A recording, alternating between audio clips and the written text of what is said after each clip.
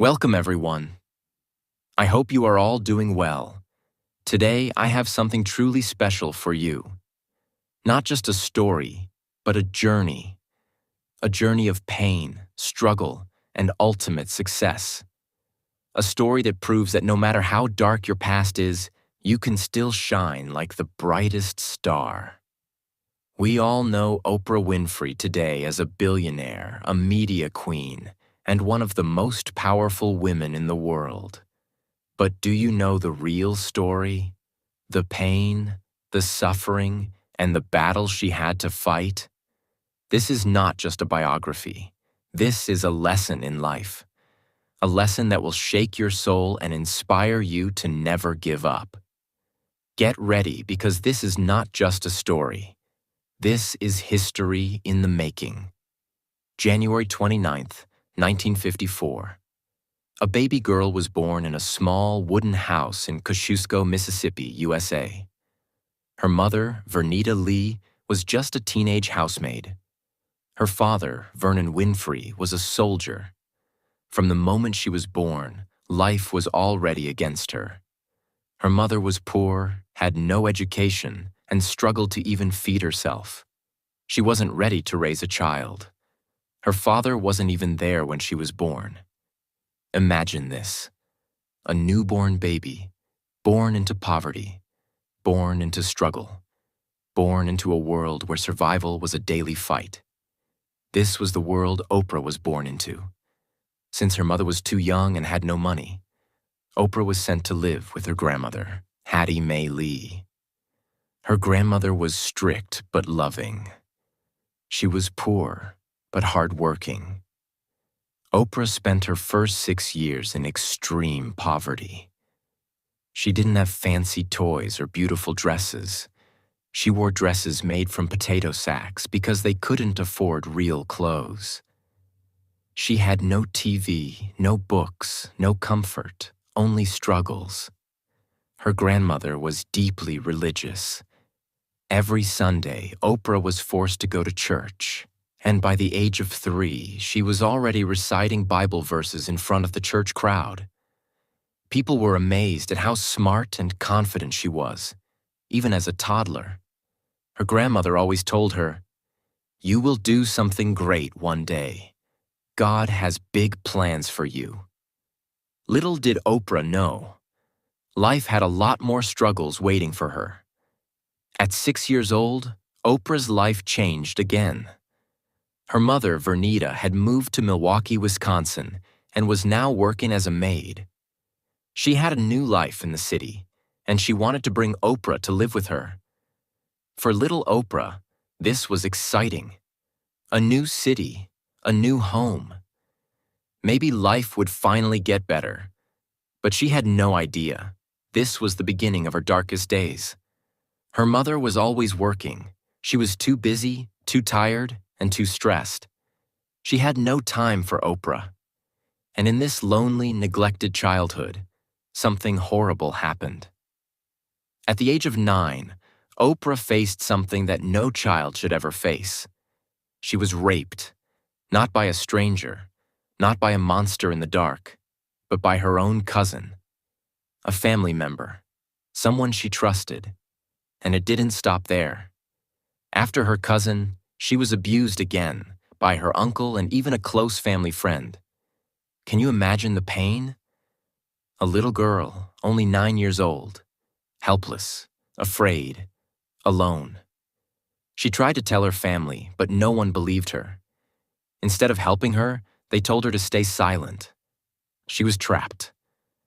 And so, for the next few years, she lived in fear. She lived in pain. And then, at just 14 years old, she got pregnant. At just 14 years old, Oprah was carrying a child. She had no idea what to do. She was just a child herself. Her mother was ashamed of her. She didn't want the world to know. So Oprah ran away from home. She went to live with her father, Vernon Winfrey, in Nashville, Tennessee. Her father was a strict man, but he gave Oprah something she never had before: discipline, education, a sense of purpose. But then, tragedy struck again. A few weeks after giving birth, her baby died. It was a premature birth, and the baby didn't survive. The pain she carried, the scars she hid, the tears she cried alone in the dark. Oprah had lived through more than most people could ever imagine. She had been abused, abandoned, shamed, and silenced. But she was still here. She had survived. And now it was time for her to rise. She was no longer that helpless girl in Mississippi. She was no longer the frightened child hiding in her bedroom. This was the moment she decided, I will not let my past define me. I will not let my pain control my future. I will rise. I will fight. And I will win. Oprah Winfrey was about to become something more. But first, she had to fight.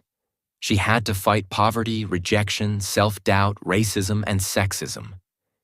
And she had to fight against the one thing that was holding her back the most, her own fears. Her father was strict, disciplined, and serious about education. He made rules. He gave structure. He expected greatness. And Oprah? She hated it at first. She wasn't used to having someone watch over her so closely. She wasn't used to following a schedule. But over time, something changed. She started to see what her father saw: potential. For the first time, someone believed in her. For the first time, someone pushed her to be more. Her father made sure she did her homework every night. He gave her books to read. He taught her lessons about life. And most importantly, he taught her to speak. She started entering public speaking competitions. At first, she was nervous. Her voice would shake. Her hands would tremble. But then, something amazing happened. When she spoke, people listened. Her words had power. Her voice had strength. And for the first time in her life, she felt like she mattered. That was the moment everything changed. She wasn't just a girl from a poor town. She wasn't just a victim. She was Oprah Winfrey, and she was about to change the world. One day, Oprah entered a public speaking competition. She stood on stage in front of hundreds of people. She took a deep breath. And then she spoke. She spoke about her life. She spoke about pain, struggle, and hope. She spoke about never giving up. When she finished, the audience was silent. And then, applause. People stood up and clapped. They weren't just clapping for her speech. They were clapping for her story. They were clapping for her strength. That day, she won the competition. And with it, she won a full scholarship to Tennessee State University. A poor girl, a broken girl, a girl who had nothing, now had a chance to have everything. She packed her bags, she left behind the pain of the past, and she stepped into a new world. At Tennessee State University, Oprah planned to study communication. She didn't know what she wanted to do yet, but she knew one thing. She loved to talk. She loved to connect with people. She loved to tell stories. And in college, she found her true calling: media. She started working at the university's radio station. She became a local newsreader. And then, at just 17 years old, she got an opportunity that would change her life forever. A local TV station, WVOL, was looking for a news anchor. They had never hired a black woman before. But Oprah's voice was too powerful to ignore. She went for the interview. She sat in front of the camera. She read the news with confidence and grace. And when she finished, the director said just one thing: "You're hired." At 17 years old, Oprah Winfrey became the first black female news anchor in Nashville. She was young. She was new. She had no experience. But she had talent, and that talent was about to take her to places she never imagined. In the 1970s, TV was still dominated by white men. Black women were rarely given big opportunities. Producers would criticize her appearance. They told her she was too emotional, too expressive, too raw. But Oprah didn't change herself. She didn't try to fit into their expectations. She kept being real. She kept being Oprah. And people started noticing. Audiences loved her honesty. They loved her energy. And soon, she got an even bigger opportunity. A news station in Baltimore, Maryland, wanted her to be their TV anchor. She'd never lived outside Tennessee before. She was scared, but she knew this was her chance. And so she packed her bags, took a deep breath, and stepped into the next chapter of her life. Baltimore was tough. It was a fast-paced city. The media industry was cutthroat. Oprah tried her best, but the producers didn't like her style. They wanted her to be cold, serious, distant. But Oprah was warm, emotional, and full of life. She didn't just read the news. She felt the news. And that was a problem. One day the station fired her. They told her, "You're not made for TV." It was heartbreaking. She thought her dream was over. But just when she thought she'd lost everything, she got a new offer. A local station wanted her to host a morning talk show. It wasn't news. It wasn't serious journalism. But it was something even better. It was a place where Oprah could be herself. It was a place where she could connect with people. And that was the moment. Everything changed. Oprah had been through poverty, abuse, rejection, and heartbreak. But she had also discovered her strength. She had found her voice. And now, the world was finally listening. Her journey from a small-town girl in Mississippi to a rising TV star in Baltimore was just the beginning. She was about to change television forever. But first, she had to prove herself. And proving yourself in a world that doesn't believe in you, that takes everything you have. When Oprah started hosting People Are Talking in Baltimore, she was nervous. It wasn't a big national show. It was just a small morning talk show. But for Oprah, it was a chance to be herself. Most TV hosts at the time were formal, controlled, distant. But Oprah? She laughed loudly. She cried openly. She hugged strangers. She felt every single story she told. And that was something America had never seen before. Audiences fell in love with her. For the first time, people weren't just watching TV. They were feeling it. They were connecting. And Oprah? She was becoming a household name. But just as she was getting comfortable in Baltimore, something unexpected happened. A phone call, an opportunity, a once-in-a-lifetime chance that would change everything. A TV producer from Chicago had been watching Oprah's success in Baltimore, and he had an offer. How would you like to host your own show in Chicago? Chicago was big. It was a major city. And this wasn't just a small morning talk show. This was a show that could make Oprah a national star. But it was also a risk. If she failed in Baltimore, no one would remember. But if she failed in Chicago, her career would be over. For weeks, Oprah thought about it.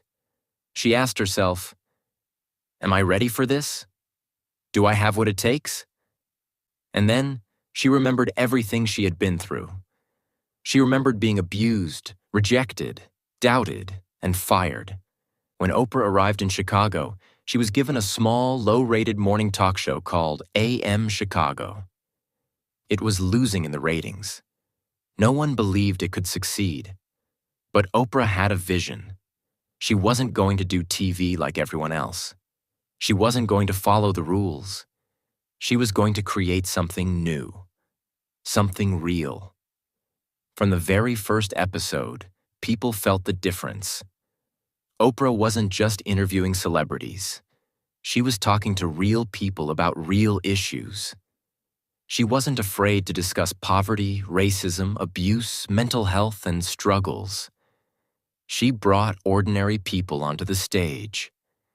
She gave them a voice. She made people feel seen. And within just a few months, the ratings skyrocketed. Oprah's show went from being the lowest-rated morning show in Chicago to the #1 talk show in America. And in 1986, something historic happened. The small show called AM Chicago was officially renamed The Oprah Winfrey Show. And television would never be the same again. For the next 25 years, The Oprah Winfrey Show would become the most watched talk show in history. But it wasn't just about entertainment. Oprah wanted to change lives. She used her platform to talk about real struggles.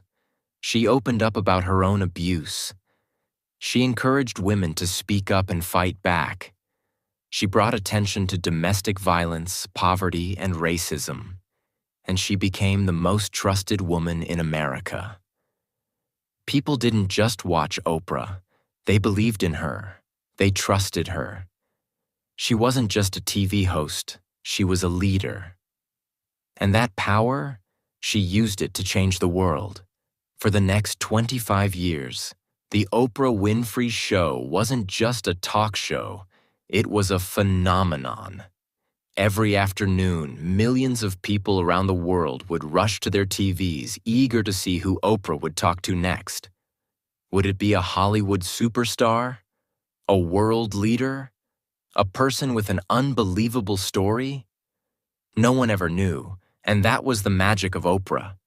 She kept her audience hooked, episode after episode. Her interviews weren't just conversations, they were moments. Sometimes shocking, sometimes heartwarming, but always unforgettable.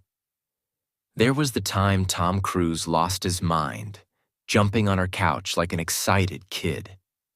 In 2004, Oprah Winfrey made TV history by giving 276 audience members a brand new Pontiac G6. She excitedly shouted, "You get a car, you get a car, everybody gets a car." The audience screamed, cried, and celebrated as they found car keys under their seats. The giveaway was life-changing, but winners had to pay around $7,000 in taxes on their cars. Despite this, the moment became a symbol of generosity, hope, and life-changing kindness, proving that giving can make a real impact.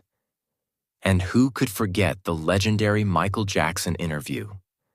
For the first time, the king of pop sat down and revealed secrets about his life, his music, and his struggles, an episode that over 90 million people watched worldwide. But it wasn't just about celebrities. Oprah gave a voice to ordinary people with extraordinary stories. Survivors, heroes, dreamers, people who had overcome impossible odds. If you had a story that could inspire the world, Oprah wanted to hear it. And through it all, she wasn't just a TV host. She was a queen of inspiration. She didn't just entertain. She changed lives. Her words lifted people up. Her advice turned dreams into reality. And her paycheck? Oh, it was big. At the height of her career, Oprah wasn't just the highest-paid talk show host. She was one of the richest women in the world. She built an empire, launched a network, and became the first Black female billionaire. So, how did she do it? What made her so different? One word: Oprah. She wasn't just asking questions. She was changing the way people thought, felt, and believed in themselves. And that's why, even today, The Oprah Winfrey Show remains one of the most powerful and unforgettable shows in history. As Oprah became one of the richest women in the world, she never forgot where she came from. She remembered the little girl in Mississippi who had nothing, and she decided, She was going to give back. She built schools for girls in Africa. She donated millions to education, healthcare, and women's rights. She fought for justice. She created charities to help children who had suffered abuse, just like she had. Because for Oprah, success wasn't just about fame and money. It was about helping others rise too. Even with all her success, Oprah still had critics. People said she was too emotional. They said she was too powerful. They said she was too rich. And they tried to tear her down. But Oprah, she never let them stop her. She knew who she was. She knew what she stood for. And no matter what people said, she kept moving forward. For 25 years, The Oprah Winfrey Show was more than just a talk show. It was a movement. Oprah had interviewed thousands of people. She had given away millions in scholarships, homes, and life-changing gifts. She had helped survivors find their voices and strangers find hope. But in 2011, Oprah made an announcement that shocked the world. She was ending The Oprah Winfrey Show. After 25 years of changing lives, she was walking away. People couldn't believe it. Why would you leave when you're at the top? Why end something so successful? But for Oprah, the answer was simple. I have done everything I can with this show. Now it's time to do more. And so, on May 25th, 2011, after 4,561 episodes, Oprah stood on her stage for the last time. She thanked her viewers, she thanked her team, she thanked the world, and she walked away with no regrets. Because she knew her journey wasn't over, it was just beginning. Oprah wasn't just leaving TV, she was reinventing it. She didn't want to just be a host anymore. She wanted to be a creator. She wanted to own the stage. So she launched OWN, the Oprah Winfrey Network. It was her own TV network, a place where she could tell the stories that mattered. At first, it struggled. The ratings were low. People said it was a failure. Oprah made a mistake, they whispered. She should have just stayed on TV. But Oprah, she didn't listen. She worked harder. She believed in her vision. And within a few years, OWN became one of the most successful networks in history. Because that's what Oprah does. She doesn't fail. She rises. Oprah Winfrey became the richest Black woman in the world. Her net worth? Over $2.8 billion. But her true wealth? It wasn't in the money. It was in the lives she changed. She became a media mogul, owning TV networks, magazines, and production companies. A best-selling author, writing books that inspired millions. A global influencer, helping elect the first Black U.S. President, Barack Obama. A humanitarian, donating hundreds of millions to education, women's rights, and poverty relief. She didn't just become successful. She became a force of nature, a living legend, a symbol of what's possible. If there was one thing Oprah believed in, it was education. Because education had saved her. It had given her an escape from poverty. So she made it her mission to help others get the same chance. She opened the Oprah Winfrey Leadership Academy for girls in South Africa. She personally selected the students. She visited them. She mentored them. Because she knew one educated girl can change an entire generation. And that was Oprah's real legacy. Even with all her success, Oprah never had it easy. She was a Black woman in an industry controlled by white men. She was told she wasn't pretty enough. She was mocked for her weight. She was criticized for being too emotional. People tried to tear her down. But every time they pushed her, she pushed back harder. Because Oprah didn't let racism, sexism, or criticism stop her. She used them as fuel. She used them as motivation. She took every insult, every doubt, every rejection, and she turned them into power.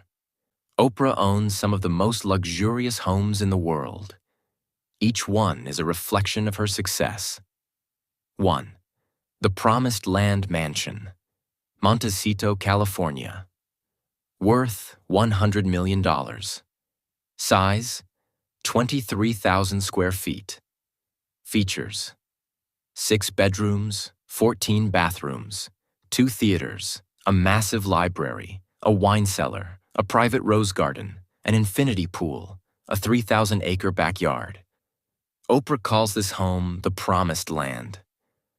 Because when she was a little girl, she used to dream about having a big house with beautiful gardens. That dream is real. She wakes up every morning to ocean views, peaceful mountains, and endless space. She created her own paradise. 2. Her Hawaiian estate, Maui, Hawaii, worth $200 million. Size, over 1,000 acres. Features, multiple houses, private hiking trails, organic fruit and vegetable gardens, breathtaking ocean views. Oprah's home in Hawaii is where she finds peace. She spends her mornings walking barefoot on the grass. She picks fresh fruits from her own trees. She lives close to nature. Because for Oprah, true wealth isn't just about money. It's about health, happiness, and freedom. 3. Telluride Mansion, Colorado, worth $14 million. Features: a private ski resort, a high-tech home theater, a luxurious spa, heated driveways to melt the snow. Oprah loves this house because she enjoys skiing in the mountains during the winter. She has everything she needs to relax, unwind, and enjoy life. Oprah doesn't wait in long airport lines. She flies in her own private jets. She owns Gulfstream G650, worth $75 million. Global Express XRS, worth $42 million. With these jets, she can fly anywhere in the world at any time. Because she knows that time is the most valuable thing in life. Oprah isn't obsessed with cars. But when she buys one, she goes for the best.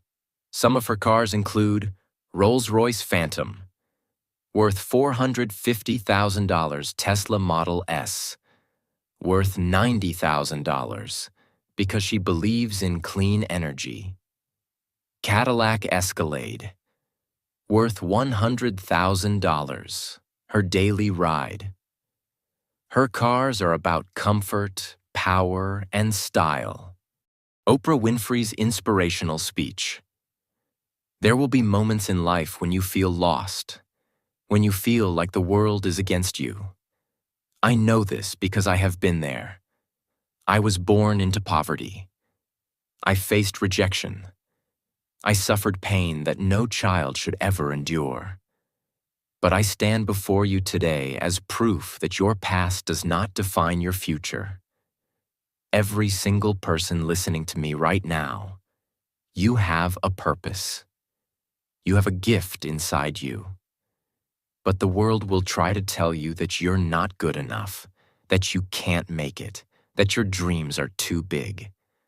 I'm here to tell you, that is a lie. I want you to look at yourself in the mirror and say, I am enough. I am worthy. I am powerful. Because the moment you believe it, everything changes.